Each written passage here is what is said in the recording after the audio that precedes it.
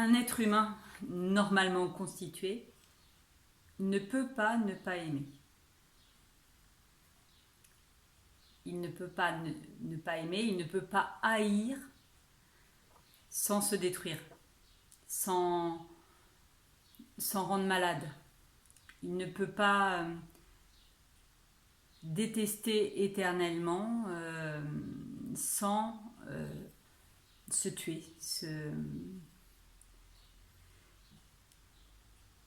Un être humain qui va vouloir haïr plus que sur le coup du moment, plus que sur comme un réflexe, va, pour faire perdurer cette énergie de haine, de vouloir détruire l'autre, va connecter des énergies extrêmement lourdes. Puisque ce n'est pas humainement possible, il va connecter effectivement des esprits du bas astral. Et ce faisant, il va entretenir une relation pour détruire l'autre avec effectivement une destruction de son cœur. Puisque voilà, il y a des êtres humains qui n'ont pas de cœur, entre guillemets. Et c'est une réalité. Parce qu'à un moment donné, si l'être humain ne revient pas en arrière, ne coupe pas les pactes qu'il a contractés avec ses esprits du bas astral pour détruire la personne qui lui a fait du mal à tort ou à raison, cet être humain-là va voir son cœur effectivement qui est un autre nom pour son âme, il va donner son âme au diable. Ce faisant, puisqu'il l'a donné, il n'en a plus. Et ce sont celles-ci qui sont des âmes damnées, qui sont les âmes qui ont d'elles-mêmes donné pour avoir quelque chose, pour avoir la mort d'un tel, pour avoir la vengeance de telle ou telle chose. Ces êtres-là ont donné leur cœur, leur humanité. Et ce faisant, ce sont elles qui vont remplir effectivement l'enfer. Alors, est-ce qu'on peut prier? On peut prier pour tout le monde, c'est toujours une bonne idée, mais c'est de comprendre qu'effectivement, nous sommes aujourd'hui dans un monde où coexistent des êtres qui pactisent effectivement et qui donnent leur cœur, qui donnent leur âme pour pouvoir avoir des bénéfices, pour avoir de l'argent, pour avoir de la célébrité ou pour avoir de la vengeance.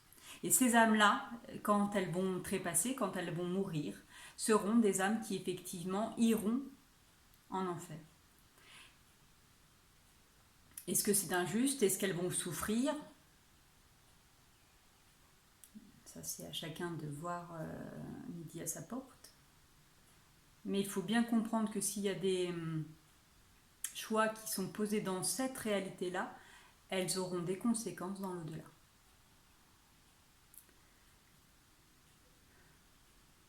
Vous pouvez effectivement prier pour les âmes de l'enfer, mais celles qui ont grand besoin d'aide, ce sont les gens avec des hauts et des bas, les gens qui sont effectivement les âmes qu'on dit du purgatoire, qui sont un entre-deux, qui ont bien compris qu'elles avaient détesté, mais qu'elles ne sont pas allées jusqu'à vouloir la mort de l'autre.